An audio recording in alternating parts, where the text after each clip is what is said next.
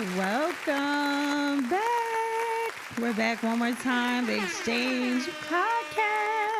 It's an exchange every time. It's an exchange every time. Oh my God. So You and me, us never part, that's one of my favorite movies. So we of course have Juice Girl back in the building. How do you keep on? How do I keep coming back here? You must like the stuff I talk about. I do. Most people think I'm crazy. It's all right. I'm a little crazy too. It's all right. It's Listen, all right. but it's crazy transparency. I know. Crazy healing time. It's healing season. It's healing season. It is. First of all, I just want to say congratulations. Thank you. Right? Thank you. Yesterday was the last final pop-up experience. Yeah, oh my God. Yeah. Overwhelming. Honestly, I still haven't really found the words. I know I've been thanking a lot of people. Yeah. But I just still haven't found the words to describe what that was. That was crazy. It was craziness yesterday. But that's what we manifested. I was about to say it was crazy, but crazy good. Yeah. And I know I'm speechless, so I can't imagine how you feel. Listen, it's crazy. Yeah, It's but crazy. on to new things. Yes. And we got a whole bunch of stuff coming up. So you're starting your own podcast. Let's start with that before we even jump Be in. Fit for Business is premiering next month. Super excited about I'm excited. Masterclasses. I'm about to teach these bosses what time it is. I know that's right. Mental health and all of that in It's there. but it's for dreamers. That just like this, I feel like your podcast is for healers and world changers. Exactly. I feel like my podcast is for the dream people. It's the dream. It's the dream chasers. Yeah, and Meek the dream Mill, don't sue me. catchers. Yeah, no, don't sue us. Don't sue us. But we're excited. You also launched a new drink. Right? I did. Shout out to Sip Slow Drinks. I love her. Shout out to Shy. That's what we're partaking in tonight. We have a combination. We just launched a dope flavor. It's called Spike Pineapple Mango Sangria. It is conjoined with my cold fresh pressed juice. Wow. Her so you magical healthy? mix. Yes. Healthy? This drink is for the healthy folks because we be adding that can. We ain't doing canned pineapple juice and all that preservative stuff. So it's a nice take, and it's refreshing. It really is. It did so good too. So I had 2 bottles, so we don't get too deep into this. I had 2 bottles. Not tonight though. No. Not today. Let me phrase that. I bought 2 bottles, and thank you so much for showing us so much love. Of course, you know that. And I opened one while we were at the pop up, so I just let everybody taste. It went crazy too. Yeah. They was like, "Well, do y'all have more for sale?" Yeah. So more to come. Definitely. More to It's come. a lot of doors opening right now. I know, for everybody. For everybody. And I love it. I love it. I love It's to see our synergy. tribe. I was about to say I love to see our tribe growing. Yeah. And just going in different directions. But tonight, what are we talking about tonight? I heard what the topic was about. So the topic, I know that they like, what's going on? The topic is actually insecurity. And that's always a stinger. I know. Don't we all have them? We do. Well, I think we all have them. I don't know if we all admit that we have them. Yeah, it's hard though. I think it is, but at the end of the day, we all have them. We do. In different areas, right? And it's not always related to dating. No, it's not. It's not. We talked about, it's funny because I kind of went this direction. I had something else that we wanted to do, but I kind of went this direction because I was thinking this was a great follow-up to forgiveness. Okay. Yeah, definitely. In the sense of, we talked about offense, and sometimes even when you're being, kind of having somebody offend you, you know what I'm saying? Oh, right. It taps onto it breeds insecurity, right? And in some ways, sometimes we don't even know. So, how about you? Have you addressed your insecurities? Yes, okay. I have. I don't think anybody is 100% sure. There's always something we may not like about ourselves because insecurities start small. It just depends on the level, right? Okay. Because I would say my insecurity started from a kid. I always felt like the chubby one in my family. Body image always, and that probably leads to what my purpose is now with helping other people lose weight. Yeah, that's interesting. Yeah, because I was a hippie girl. I was a hippie young lady, And in the 90s, the 2000s, having hips and all of that, yeah, that wasn't the thing. So I'm the opposite, right? And I had the same struggle as far as body image, but I feel like I always wanted the hips and hips. But that was you feel. I mean, so we have an age difference, right? But like I feel like I don't know, like weight was a thing. Like everything was. Even when I was in college, I remember we had courses on stuff like that, like in women's studies. And they talked about like how the magazines like pushed for like extremely thin women. And even when I think about how I had to buy clothes back then, it was a difference. Now you could hop on Fashion Nova and they like, oh, we got the body yaddy yaddy yaddy yaddy yaddy yaddy jeans, right? Gotcha. But before we had to go to Old Navy and you had to figure it out. You had to go to certain, stores and stuff like that and just figure out what worked for you. And I had 2 issues. I'm a tall girl. I'm 5'9.5". Okay. And I'm a thick girl. So now I'm getting jeans that they might fit, but they high with it. Pull your ankles up. Not pull your ankles up. Like that. That's why it's raining outside. Yeah. Pull your ankles up. So yeah, like I definitely body, and that's crazy. That probably has always played in my subconscious mind, and that's why even now, that's what my life purpose is, right? And I work with a lot of women with weight loss. Yeah. And overall weight loss, I think, with women in general. Yeah, it's just always going to be a thing. It's just always going to be a thing. And I think that we are so hard on ourselves.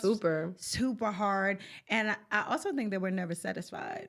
Yeah, because if it's like, oh, I like that you got up, you top heavy. Well, I like that you bottom heavy. We don't like what we have. Why is that? Again, I always wanted the hips. Right? You can have mine. I ask you for them often. You can have mine if you want. Come with problems. I've always had, I've always been top heavy, so to speak. Even when I was a tiny little thing, always had that. And it's not my preference. If I had my way and if I was comfortable enough to even go into surgery, but I'm not. Yeah. I would love to have smaller and like more of an hourglass shape. So that's why I say I think we're all sometimes not satisfied, and I also feel like our environment breeds that sometimes. Yeah, it does. Kind of how you talked about before, your parents kind of highly esteem you with complexion and the whole colorism that I think we've all experienced. That's a big one, colorism, and that's where a lot of people's insecurity lies. Insecurity comes, and I definitely. Speaking of that, I always struggled with that. I was, my mom is darker skinned. My dad is lighter skinned. So I really never, I think on both sides of the family, I never felt like I fit. Wow. So on my mom's side of the family, I was like, oh, you light skinned and long hair and you think you cute. And so do you feel like that's like insecurity built there? I 100% think that insecurity built there because I didn't know what beauty looked like back then. Because people were telling you what it was. I never thought beauty... I was looked at as beautiful on either side. Like, on my mother's side, I kind of felt she thinks she's cute because she's light skinned and long hair. And I'm like, no, I was super awkward, tomboyish. And I didn't, right? But then you didn't see what they saw. I didn't see what they saw. And then the opposite on my father's side of the family, a lot of my father's side of the family are really, I'm not light skinned on that side of the family, right? With lighter eyes or, nicer hair, whatever that means, right? So it was like, oh yeah, well don't cut your hair because of this. Oh my God. So why are we like that? Don't cut your hair. Cut that hair. I really grew up in a very I didn't know beautiful. I struggled with that a lot. Like, to hear, it's so funny that Dia calls me and you guys start calling me Deb the Beautiful. It's very hard for me to receive that.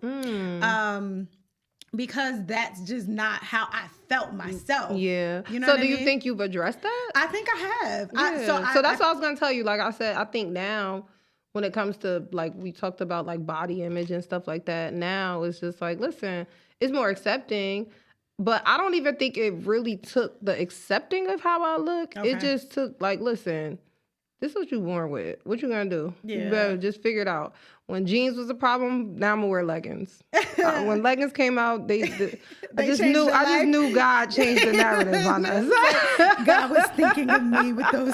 God was thinking about me. I'm not a jeans girl. I mean, I am wearing jeans today, but I'm not a jeans girl.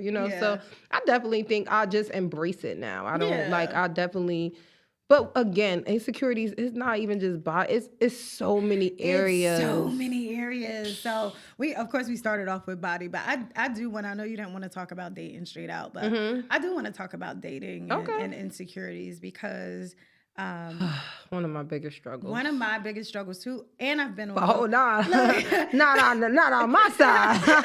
But I've been on both. I've been on both sides of the spectrum, if I'm honest. I have, funny enough, because I think this was not too long ago that I experienced where the insecurity was on the male side. Oh, wow. Okay. And I was like, it was almost like getting yourself back. Oh, wow. So you were watching you play out on yourself. So I was like, I was a little offended. Like, wait, hold up. Is this what I do to people? Is this what I do to people? And how does that look? So it caused me kind of to take a deeper dive with like, dang, where does that come from? But offense, like I said, trauma breeds insecurity. Definitely. And if we don't, the thing is, we have to ourselves kind of take responsibility, absolutely, so to speak, for those areas, and we have to deal with it. We can't do the blame game, no matter if you are in a relationship that you were wronged, right? Because it's wrong to carry someone else's sins to another cross. Exactly. Say that louder. It's wrong to carry another person's sins to the next cross. It is. It's just, you can't do that. I always say that. I'm about to charge you. It's really. I came up with all these quotes. You know what I'm saying? We're going to have an exchange quotes book. Right? Don't try to take our idea neither. Look, we said it here first. It's a book coming anyway. It's a book coming here in. First. But I always feel like, I guess my way of saying what you said is always, you cannot expect the next person to pay for what somebody else has done to you. I'm super guilty of that. And I'm super guilty of it too. Well, I have been. I don't want to say now. I have been super guilty of that. And even in those relationships that we try to continue where infidelity happens. Oh, God. And how you talked about rushing into forgiveness, right? Yeah, or somebody rushing you. That's a big thing, into forgiveness. But I think for the offender in those situations, they don't necessarily take into account the wound that they created and what it breeds. It's just like, again, when you cut yourself and you don't care for that injury, right?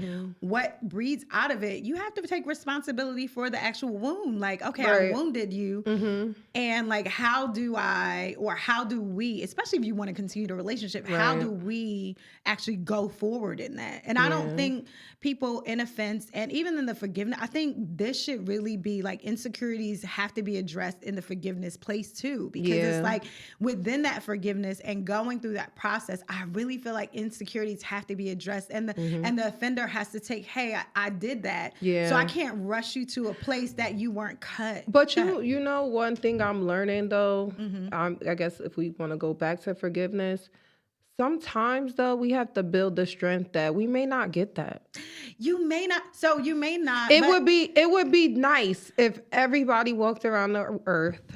That's not gonna happen. And said, I know I hurt your feelings. Let's move forward, right? So even when we decide to stay in cases of infidelity and things like that, that's a personal decision. That person did not decide that for us.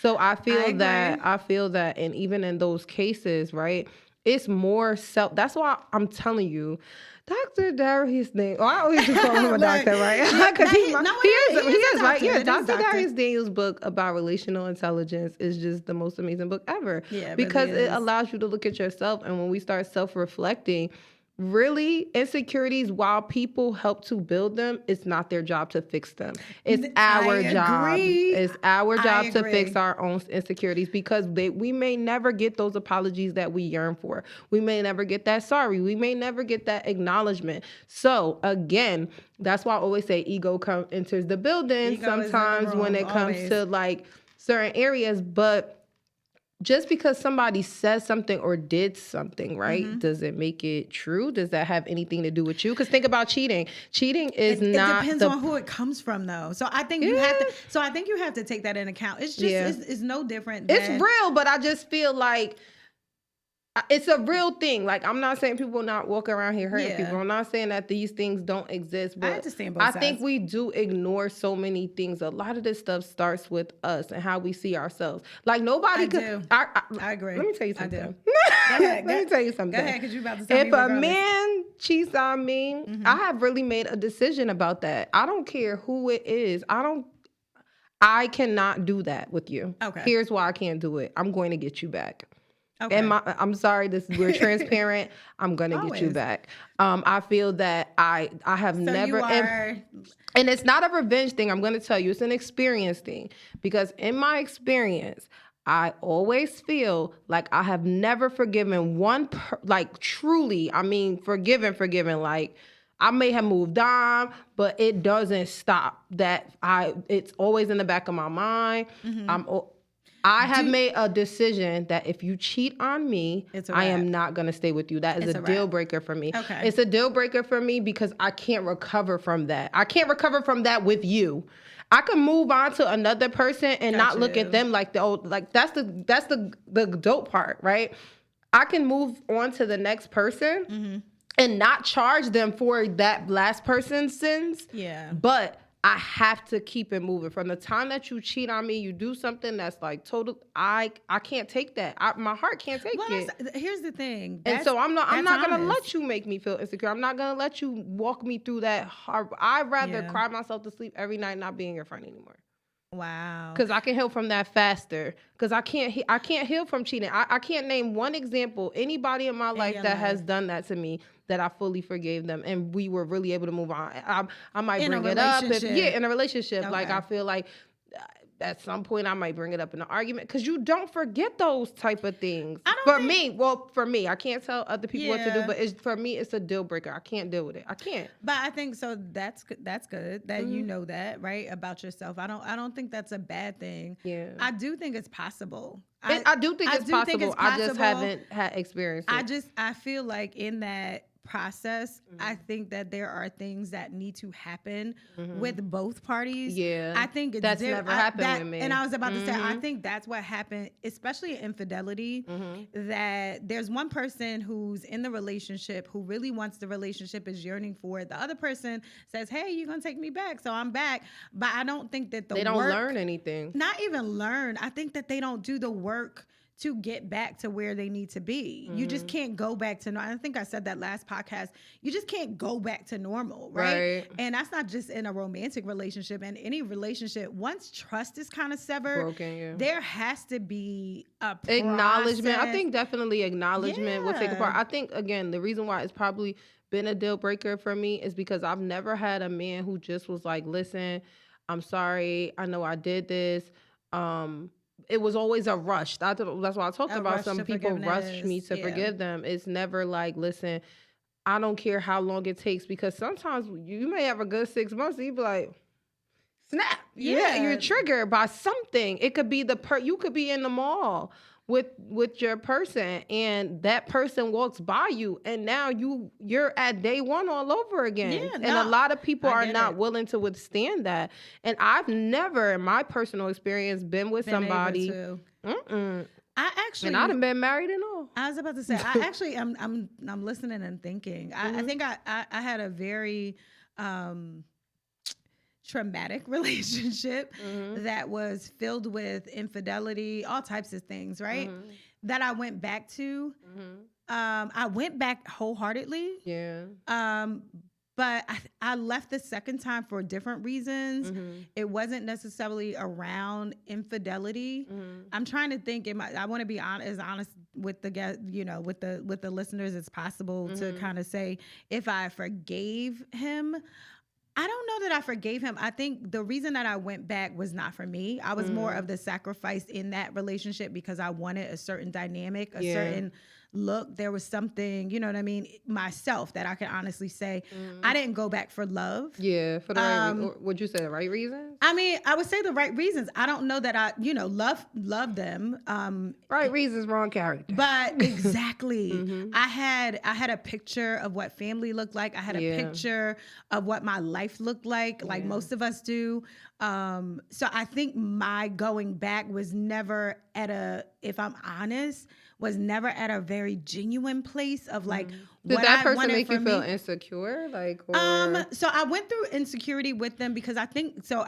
For me at least, when infidelity happens, and I think people can speak to this. And we don't have the male perspective tonight, but I think it breeds and women have a thing where they want to see the woman that they were cheated on with. Yeah. Or to like compare. Yeah. It doesn't matter. And it really doesn't matter. Yeah, but I think we go I don't want to talk about anybody else, right? I have gone through the thing of just the why. Again, I'm stuck on it. You know, I'm always analyzing. So very analytical of like, why would you, you know, are you happy? You know what I mean? The process of that. There. So I think, yeah, there's definitely a comparison. There was definitely of like, I just don't get it of what, and again, but you're not supposed to. I came with, here's the thing though, and this is to not take away his stuff, but more look at me. It's like, I already had beauty issues, right? And so it just tapped on it so even more. It's only tapping that sore spot of saying, okay, well, I already don't know what beauty looks like, or I already don't have that thing for myself, right? So the infidelity only emphasized that, like, you know, maybe you're not that beautiful. You know what I mean? Maybe there is something lacking in those areas or whatever. So I think it definitely, yeah. But it makes you start questioning yourself. Yeah, that's right? Like, and that's what typically infidelity does. It makes you look at yourself. I mean, there are cases, obviously, that there may be struggles in the relationship, or somebody may feel like they're not getting this and they're not. I mean, there's always ways to communicate that effectively. And I'm saying that on both ends of the spectrum. I'm not an angel. I've done some stuff in my life too. We're not. Where it's easy to just be like, well, you weren't doing this and you weren't doing that. But there's other ways to address that. I just think that even like, so for me, like, and I think I'm pretty conscious about this. I ask people like, all right, what is it that you want? What is it that you want from me in this relationship, right? Yeah. People don't have those conversations. No, though. I do. I know, me too. I don't play. What's your love language? You know what I'm saying? We getting right to what's your love language? What do you like? Right? And it's not to say because I'm putting on an act for you, but I want to be aware that I can fulfill that for you, right? You want to be able to serve that person in that way. What I do is I know that I give my best to you, right? Yeah. To the point now that if you do something, you did that out of your own selfishness. So I don't even take accountability or feel insecure about what decision you made, because that's what cheating is. It's a decision, right? I think everything is. I think love is even a decision. Is. Like, like, so if you make that decision, I'm not going to start looking at myself. And don't get me wrong, I have been there. Yeah. But it took strength and it took experience, because too, like, sometimes we think we loving people the right way and they like, well, you have been buying me stuff for like 3 months. I just wanted to hug you. I just want to hug. I just want a hug. You was buying me a watch. I just wanted a little kiss. Yeah. You know what I'm saying? So, and I'm guilty of that, where I was loving people how I thought they wanted love, opposed to what I wanted or to how get, you liked to or be how loved. I liked it. But that wasn't a reason. But again, that takes, I mean, listen, it takes growth. It takes maturity to get there. I think a lot of times, even when it comes to insecurity, it's because we're triggered in certain areas. Like me, I feel like I kind of go through it on the flip side more than I have it with men. What do you mean? So now look at my dating life has changed since I've become a businesswoman. Okay, I feel like I attract some high caliber people. Okay. I attract, some mid levels. Okay. I don't want to call anybody low, because I think nobody's low, right? So, but I do attract a certain type of man. I can attract a man who has a lot of money, maybe not too much or whatever, but I always say, I don't want to say not too much, but he may just be doing okay for himself, right? And I feel like, especially right now in business, because things are thriving, but I laugh because I'm like, you ain't know me when I was sleeping in my store. Yeah. You know what I'm saying? You didn't know me when I was going through some struggles. I pretty much did all right for most of my life, but business brought on a new level. Like, you get what I'm saying? Struggle or whatever. So what do you get from guys? So for me, it's like she popped. So Instagram is like a big thing, right? Instagram, social media, it's a social media, place. yeah, social media is dangerous. So it really is. Like, and although one thing about me though, I don't front. Like what you really see on Instagram and social media, Facebook, all of that, that's who I am. Listen, if you see me laughing, jokes, twerking, that's me. That's you. Like, you get what I'm saying? That is who I am wholeheartedly.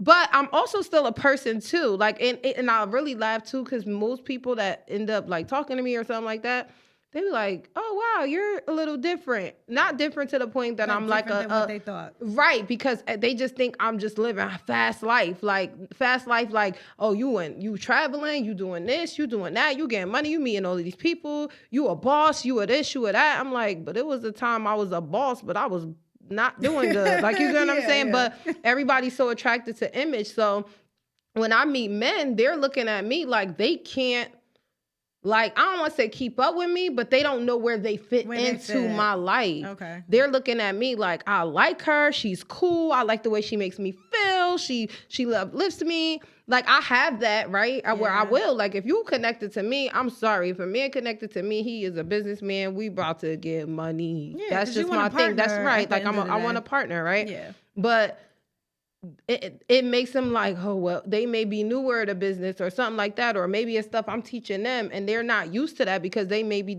used to a different caliber of woman, somebody who may, and again, this is no disrespect to people who work jobs or anything, but like, it's just a different scope, right? It's so you have someone who works, right? But me, I'm goal oriented. I'm always working on something. I'm doing all these things. So now you kind of feeling like, oh, where do I fit in? It's always goals. It's always this. It's always that. So I get that. So instead of just saying, hey, how do you make people comfortable? You just think that they should come in being comfortable. Because let me tell you this. It's hard. It's hard. I'm trying to be more aware of how I make them comfortable. Because I feel that I make people comfortable just generally. I don't want people to pretend around me. Just be who you are. Yeah. Like, you get what I'm saying? But that's the life you're going. Yeah, in, just and like the direction you're going anyway. But you gotta ask yourself that before you decide to rock with me like that. Yeah. Because I'm honest about who I am. Yeah, but they just like I feel like I meet guys and they just like they'll start off like, yo, I'm about to get you this and we gonna go here, we gonna go there.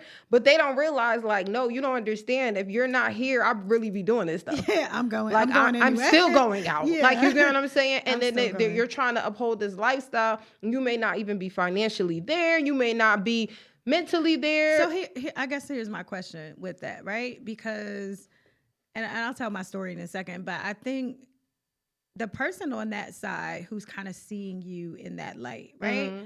And as they get to know you, do you feel like they still have that issue? Yeah, definitely. Really? Definitely. Yeah. Because I feel like you're so down to earth. I am down to earth, but I am still too about my business. But like,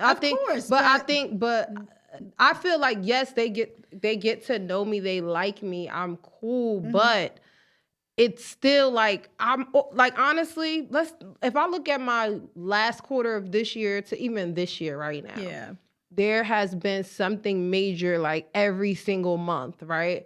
So the moment you like comfortable, like, oh, she's so cool, she's so down to earth, boom, it's some pandemonium, right? Okay. And you like it, but you kind of like, I don't got that going on. But I don't think they need to. That's right? what I'm saying. Like, honestly, for me, if I look, dating for me is just let me. Whitney Houston said it best. Can I be me? Yeah. That's it. I just want to be me. I'm not sitting here counting your ducats. While I will appreciate them, I'm not counting your ducats. I am, and I'm an inclusive person, so I'm also not making you feel left out. Yo, take out my garbage.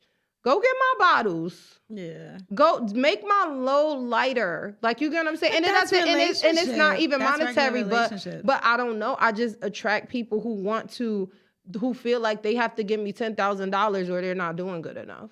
Yeah. And I'm not like that. I think we need the male perspective. We might have to do a part 2 of this because I also think that's the male perspective of possible insecurities, and or I'm going to give them this. I have met men who have a idea in their head of what being a man looks like, right? And I'm not going to take that away from them because I don't even want to speak to them. I've never been a man, and I don't, I don't know that place. So they have a standard that they want to give you, right? And I think sometimes that is tested depending on how they see you and what they want to provide for you. Right. And unfortunately, sometimes you're like, well, I don't need all that. You know what I mean? All I need is my bottles picked up. All I need is a hug. All I need is some time. Yeah. And that's not how they want to love you. Right. But I think communication comes in like big in that place, because if you have someone who's not only that you can communicate to, but can hear you in those spaces, have understanding. The thing is, and I always tell you this, we always have this conversation, is, that person's never dated you. As much as they probably dated people, you have to give people a time to adjust to who you are. And I only tell you that because I tell myself that in dating situations of like, I'm like, they don't just get it. And it's like, no, they don't. I do feel I am a very intense person. And when I can be. No. I am a very intense person. She can't be yours. And when I say intense, that doesn't mean like way. No. That doesn't mean like I love hard. I love hard. That's my friends. That's my children. That's anybody connected to me. That's typically why I don't continue relationships on the fence way or a gray area. I don't have that. I don't know what that is. I don't have that either. I don't have a gray area. Yeah, I don't. I'm still asking God for mine because I don't want one. I honestly I want to truly be able to love you how I love, right? Yeah. And I feel like it's intense because it could come across like, oh, she loved too strong, and you might think I'm in love. I'm laughing because you might think I'm in love with you. I'm like, bro, this is like what I do. Like, you get what I'm saying? This is just what I do. Like, if you're in my personal space, like, I mean, that's just how I'm going to express myself to you. So because I bring that level of intensity, it doesn't really, I want to say, do you think that scares people? Nah, I could be, that's what I was going to say. Like, I don't think my level of intensity scares. Mine does. Them, like, scares them off. Okay.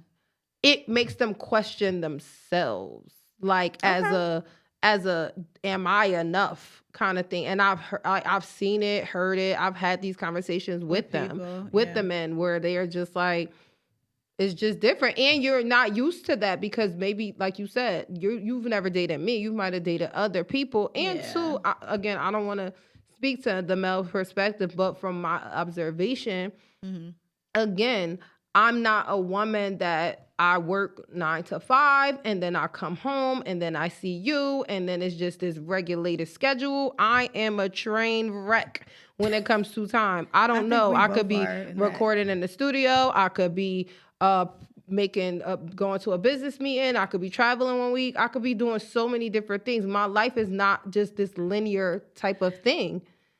But so this is what I want to share with you. And we've talked about this before, but I remember, and it definitely has to do with the person. I just want to say that. But I remember being on the other end of that, right? So I think when I was in college, or maybe shortly thereafter college, I met a guy who was doing super well for himself. But I wasn't in you get out of, I might have been out of college. I can't remember. But my point is, I was doing okay, but I still wasn't at a place of comfort, right? So he was kind of like, hey, you want to go on trips and you want to do whatever?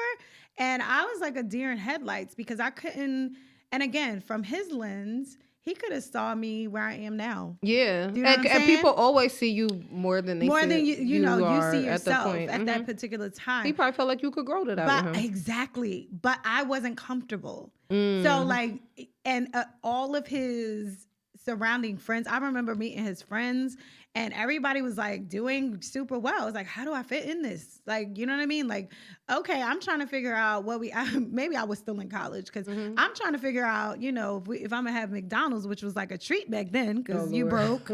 I'm just saying, yes, you get a McChicken. I'm like, you know what I mean? Lord, not eating in the actual calf or whatever in college. You know what I mean? And I'm like, I can't go on no trip. What? You know what I mean? Like, it was just so far beyond where I saw myself. Yeah. And he was a great, great guy. Probably could have been. I mean, I don't know if he's doing well. Maybe I need to look him up. But are you available?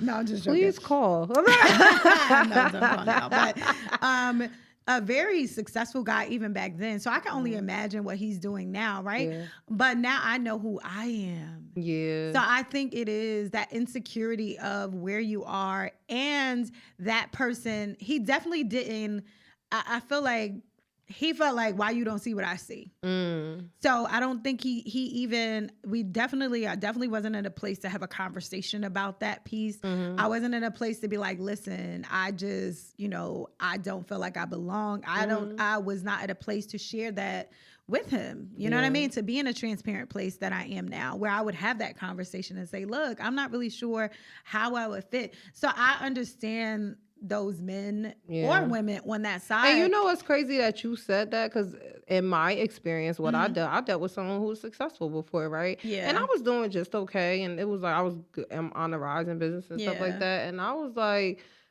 that was motivated by them, right? I was like, oh, you getting it? Oh, I'm about to get it too. I'm about to add my element. And the crazy thing, they became insecure the more I grew. Wow. So it ended up changing. Well, that's my perspective. I'm sticking to it. Yeah, they definitely became more insecure. Like, it's kind of like, okay, I liked you when you were kind of like, I feel like I can not control, but like I'm the person who's used to this stuff. Yeah, you can control the dynamic. Yeah. You're kind of like, listen, you're my protege. Like, you know what I'm saying? You're learning from me. And then like I was like the student becoming the teacher. And then once I was the teacher, you didn't see how you related to me like that. Wow. So I go through that a lot. Yeah. I think so. What's important. And I have a strong personality. Listen, I have a very strong personality. But I'm very gentle too. What's wrong with y'all? No, you have a little bit of, and I think it depends on the person. I think it does. I need a gentle person though. If I'm honest, like I have to be with somebody who's gentle and extremely patient with me, because I go through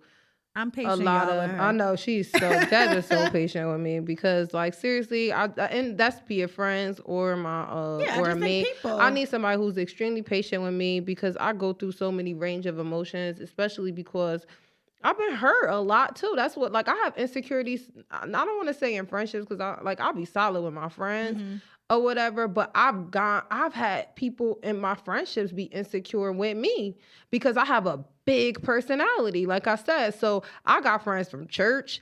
I got friends from people I met at the grocery store. I got friends I met from the bar. Because you're a bear. Because I'm a bear. Like, I'm a people person. So like, so and I've had people everywhere. Yeah, and I've had friends who felt like, oh, now Amber trying to leave me behind, or Amber trying to this, and it's like, nah, I just love these people too. Like, you get what I'm saying? And I suffer a lot of that, like with insecurities with friends. Like, but I think there's enough of you, and again, that I feel like I'm fair with spreading. You. Yeah, I think I'm pretty. I would say fair with spreading the love, but you got to be solid in our relationship. One thing I don't do is I don't do the best friend thing. That's not me. I don't know if I have best friends. I don't have a best friend. I don't have one single best friend.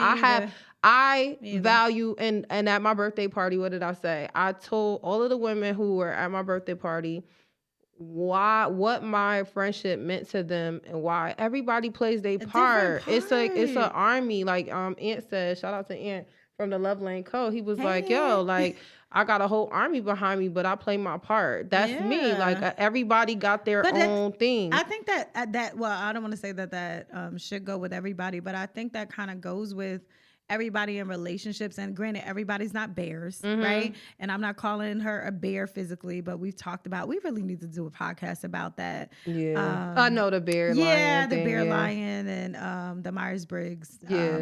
Personalities and all of that, and what makes a great team. We need to do what. Yeah, I feel like I need to do that, because we might talk about that on the I was about to say Beef for Business. Yeah, I was about to say we referred to that a lot here. Yeah. But I think when people are dealing with a bear type personality, they have to know that. I have one of my friends, she used to say, I always pick up strays. Because people say that about me. Yeah, I just, it doesn't matter. Here goes my, how's your heart? Where I am, whether it's an elevator, whether it's a nail salon, and I will come out. I have a funny story. One of my friends I used to go to the movies every week, right? By myself. That was like my date time when I didn't have the kids. And I just happened to be some young lady who was there. We sparked up a conversation. We sat, we did a dine-in thing, and we had a whole good time. We left out, and people were like, "Oh, you guys are so cute," or whatever. And I was like, "What's your name?" That's so funny. You know what I mean? I get that, but I think when people really understand who you are, I always question when people have a problem with that or feel some type of, but like, people friends, like who you are when they're benefiting from it. Sometimes they don't like to share. But share you in what manner? Because here's the thing, right? If we have let's talk about the relationship that we have. That doesn't take me away from the friendships that I had prior to you, Never. Right? It shouldn't. It shouldn't, right?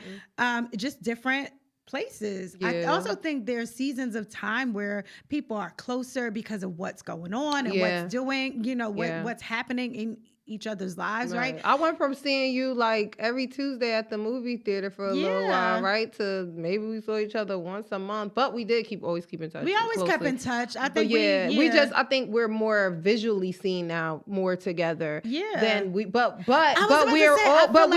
this close. We've always been this level of closeness. I think we've definitely got closer. Because we talk a lot more and all of that. But I do feel like it wasn't public at that time. And mainly because here's the funny thing is, like, the season that I was in, right? I wasn't in a season of really sharing. I wasn't in a season of like, hey, I'm out and this is who I'm with, or this is where, because I was I was in a super depressed place. I was dealing with a whole lot of anxiety. It was not a good place. So of course, and we was legit at the movie theaters every Tuesday. Yeah, that was like our date thing. I would come to the store all the time and have tons of conversations and stay there for hours and hours, of course, because I had no job and had lost my job and was like feeling bad for myself. And I was going through a rough time in business, going through like a hard time. horrible. 2019, man. Child, I don't need to learn no more lessons. I think it was similar, but again, back to those people that I feel like have any type of insecurity.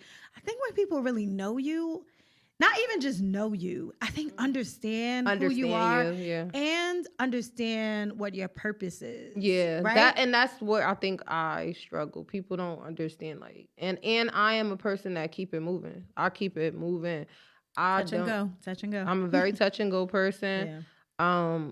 I do. I just keep it moving. It's not that I don't love you or whatever, but it's just like I may have to interact with someone else more because of where I'm going, where I'm at. And I don't want to explain myself to you about that. No, you shouldn't have to. But, something that you always say that I find relevant, I would definitely like to say to the listeners, is like sometimes too, when you have like insecure people around you, you always say it's a reminder of where they're not. Yes, it is. Right. It really is. I mean, or like a reminder of what people want to be doing. Yeah. Like, you get what I'm saying? Not that we're doing, I'm not even going to say that. We are doing amazing things. Exactly. We are doing amazing things. But however, we weren't always though. We are doing amazing things more now because of our drive. We are relentless. We just did a super crazy event and we are here right now taping. Yeah. Like, you know what I'm saying? So it's just, and you're in a different mind frame. Right? I gotta go. I'm on go time right now. I'm in a different mind frame, and I love this about the insecurity part. Even when I talk about beauty, right? It's very hard for me to see myself on the screen. It's very hard to see me, right? I had just said to the one before we started, like, oh my God, like, it's very hard to hear myself. It's very hard to see myself. It is a process. However, I'm in a place where it doesn't matter because I know that it's bigger than me, right? So that I really can like embrace that and be like, you know what? It doesn't matter if I feel beautiful this day, right? It doesn't matter how I feel. We got stuff to do. It's not about me, and it's bigger than this. It's about the person that listens to this, that struggles with the same exact thing that I struggle with. Because we are not all above it. And like gets it. Like I hate to say it, and I always say I don't care, but I finally, where that place would meet fear, I'm just like, you know what? Like, it's so much bigger than me. And my pastor always says this, and I think you've heard this, right? Or our pastor, because even though you don't, I've been to it in the church every Sunday. I'm a shadow follower. She's a shadow. I'm a shadow member. Right? But you are an answer to somebody's problem, and I take that serious. Like I really take that to the heart. I take that everything that I have gone through is not for me. Yeah. You know what I'm saying? And it always makes me, of course, like I'm always a crier, but I'm not going to cry on here. But it makes me not worry about what I'm looking like that day, not worry about body image, not worrying about being beautiful all the time, but knowing that, look, this is a real place. I don't always And that's feel why beautiful. Insecurity is a self-job. It's really talking against those things that people have tried to tell you about yourself. Oh, absolutely. Everybody that has tried to tell, I mean, listen, I have been called, I always laugh. My teachers who see what I'm doing now, be like, that Dixon, we knew you were going to be something. But like, you know, back then it was like I would get A's and B's in my class and get an F in self-control. Wow. A F in self-control. And think about that. The reason that F is making me grade A right now. You know what I'm saying? But I did. Like, it did. Like, so then so even to the not that I don't even know. I do know that there are students that listen to this podcast, right? Nice. But even in that, I'm thinking how crazy the very thing that people try to kind of downplay or make it seem like it's your greatest strength. I talk out of turn. I'm loud. I laugh all the time. I'm telling you, I was terrible in school. I would just be like, hey, y'all, just start talking. I'm a talker. Wait, but I'm living in that, and it's nothing wrong with it. So I never, beautiful. And my father didn't play about me. My father would tell them teachers, one thing my parents always said, don't break her spirit. Wow. So I love your parents. Yo, my parents was the latest. Shout out to Donald and Sonia. Mommy, I love you in heaven. I really hate. I hate that we talk about this often. That's I why hate that I my didn't kids. Meet you earlier. I know because I feel like I know your mom. I know you feel like you know my dad. That we don't. You know what I mean? It's like we talk about those things that have created the two women that sit right now, and you guys are listening to. But it's such amazing things that the very thing Tamara said to me while I was on my way here today, like, sis, I really love the host that you are, right? Yeah, it's such a natural though.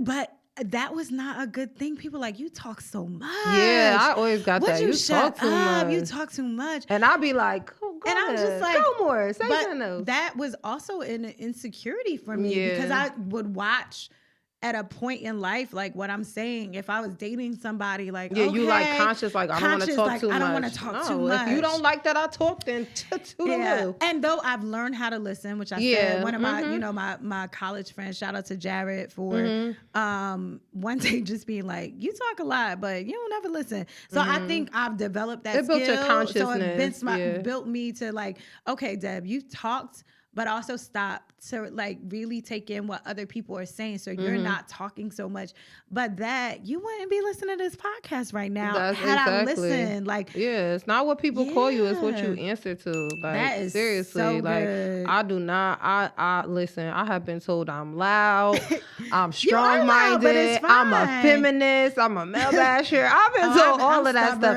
I'm stubborn. I think I'm spoiled. Listen, that may all be true, but again, I don't focus on what other people say about me. Don't get me wrong. I'm not a person who doesn't care about what other people say, but I'm not guided by it.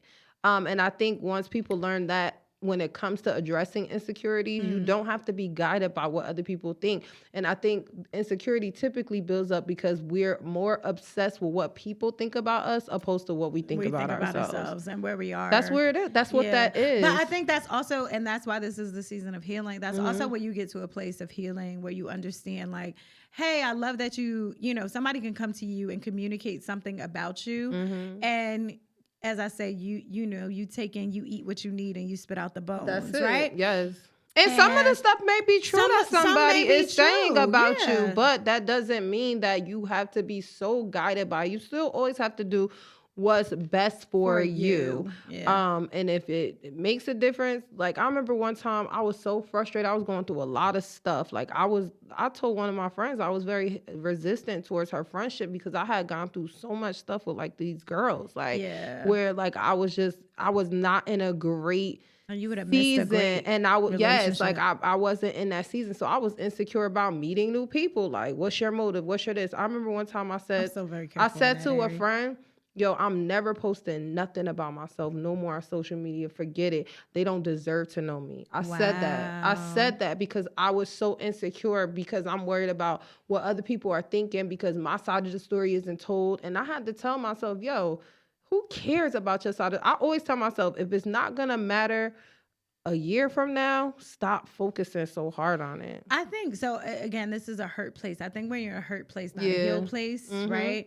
We want to voice our side because we want to be heard. Transparency is what I sell. Yeah. That's my top seller. Yeah, but we want to be heard. I think people fight and struggle so much to be heard, right? And again, understood. I was about to say, and the thing about hearing is that people can hear you 90 times. Like, okay, that don't mean that they understood. And we have to be okay with, even when I say one thing, people probably listen to the podcast and get 99 different things. People can read one sentence and depending on what lens they're looking through can get, I don't even know how many things. I'm like, I ain't mean that. You know what I mean? That's not what I was trying to articulate. Yeah. So it's like, you have to be okay with, I think somebody said this about the first episode of Reciprocity and how transparent we were, right?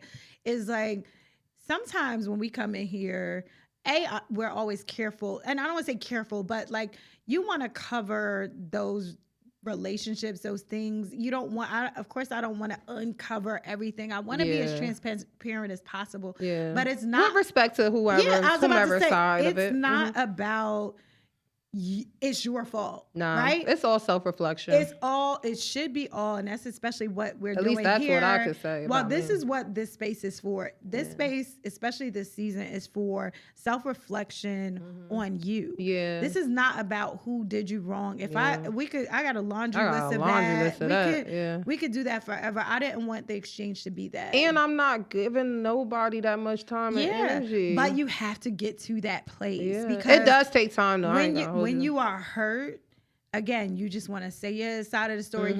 Nobody wants to be the bad guy. Yeah, nobody. And I'm comfortable being the bad guy now. I'm okay being the bad guy. Because it doesn't matter. I told that's usually that typically matter. Remember tough talks? Yeah. I typically have issues. I used to have issues with tough talks because I always said, yo, like, I don't even matter because they're gonna think this anyway. Think it. It's okay. Yeah. One day you will get to a place where you can see yourself, you'll see the role that you played, and maybe you come back later and be like, you know what, that was cool that happened. And guess what? I could be blocking your blessing. You could be blocking my blessing. It's the story is up. It's over. I thank God. I don't have that because I thank God for every relationship. I thank God for every place. We all needed that. I always feel like we needed that, good, bad, or ugly. Yeah, I don't think any of those lessons would have been wasted, at least in my life. And I know, and I say for the listeners, make sure that the lessons, even the hard ones that you had to take, that honestly, like, you didn't lose anything in that, right? Sometimes what we think is a loss is not a loss. It's a learning experience, right?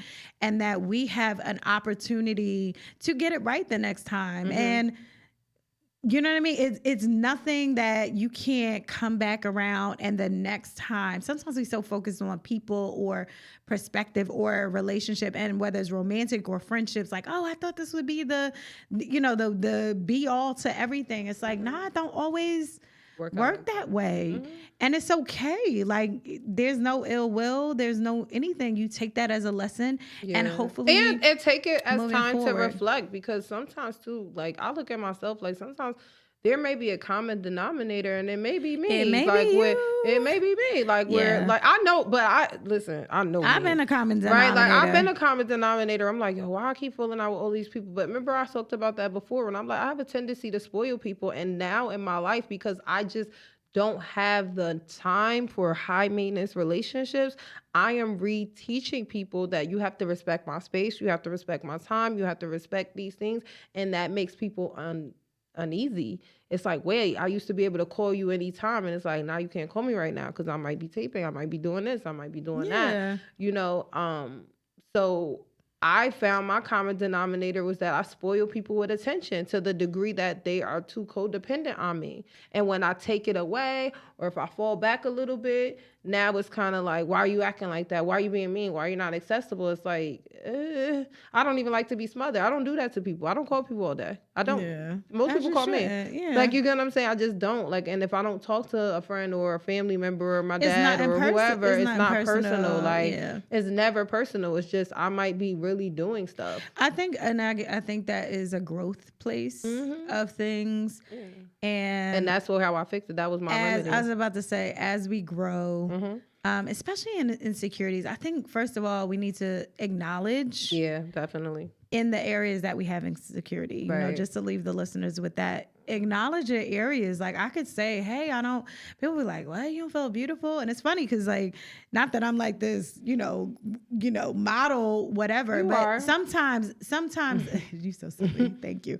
But no, sometimes the people who are the most beautiful outside don't feel the most beautiful. Yeah. And that's why I always be like, oh, Jay-Z cheated on Beyonce. Halle Berry got cheated on. It's like, they're people. They're people. They're people too. And like, what makes y'all think? Like, what makes you think beautiful people can't be cheated on? Yeah, I don't know. Like, you know what I'm saying? It's not. And I'm more than sure the cheating had nothing to do with their looks. Nothing. I was about to say nothing to do with what they look like. I always hate it when people say that. I think that's so think like shallow. Yeah. So after acknowledgement, I think it is your job to take responsibility. I don't care if that insecurity was bred from a parent, a relationship, or what it is. Like, you really have to take responsibility and say, hey, I want to heal in that area. Yeah. And for me... And sometimes people be telling you for years, yo, you need to work on that. Yeah. I don't care. You do care because it's following you everywhere. Yeah. I was that. It took me to really understand. It took me to spend a lot of time with myself.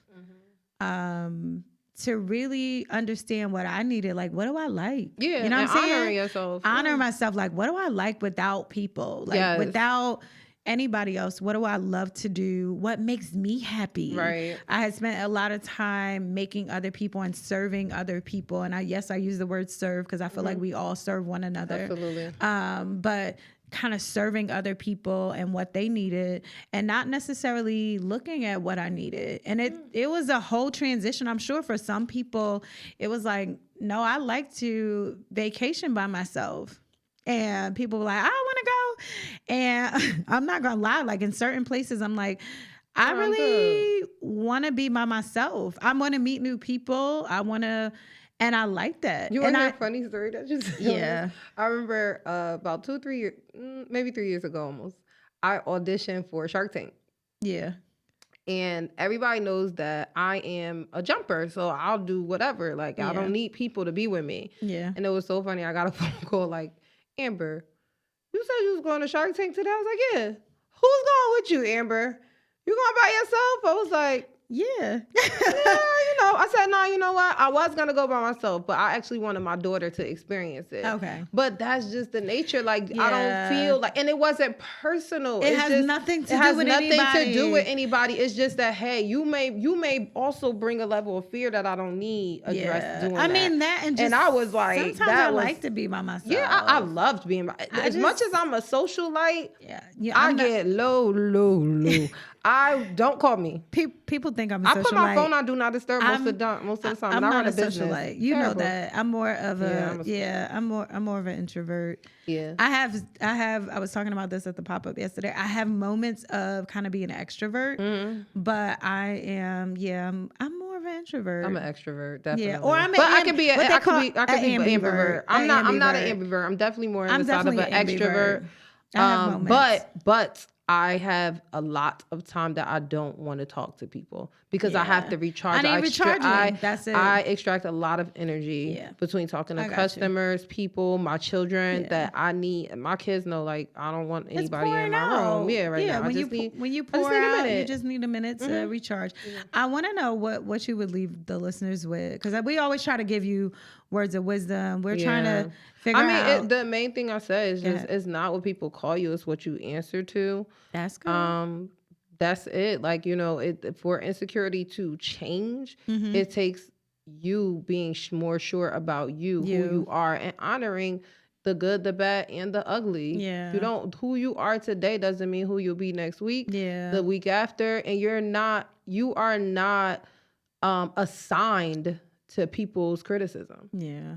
And I would say to just piggyback off that, I would say really learning to love who you are. Mm-hmm. And I went through 2 different stages of that, and I won't get too far into that, but where I felt like I was loving myself, but I don't feel like I really was. It sounded good to say. Yeah, everything is self-care. Yeah, self-care, self-love, but when I really started, I think it started when I, really started saying, hey, do I like this? Mm-hmm. I don't like I'm not necessarily a party person. I don't really want to go. Yeah. And being okay with that. Listen, I love you. And I'd rather send you, a gift. Call me corny. I'm cool. Whatever. I'm okay with that. Mm-hmm. That's just not corny who I am. I was about to say, I'm a corny weirdo. Corny. I was okay with that. I think getting comfortable with what you really like and not necessarily what the surroundings say you have to be. Mm-hmm. Right. And I think that's where it starts where that started for me. Confidence. And I think I was about to say, I think that bred confidence for me, and it allowed me to just be like, you know what?